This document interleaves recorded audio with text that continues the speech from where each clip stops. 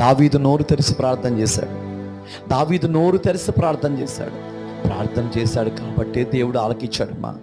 దావీదు ప్రార్థన చేశాడు కాబట్టి దావీదు స్థితిని దేవుడు మార్చాడు. ఈరోజు నీ ప్రార్థన నీ కుటుంబానికి ప్రాకారముగా ఉంటుంది. నీ ప్రార్థన నీ పరిస్థితులు మారుస్తుంది. ప్రపంచానికి పరిచయం చేయగలిగేది నీ ప్రార్థనే.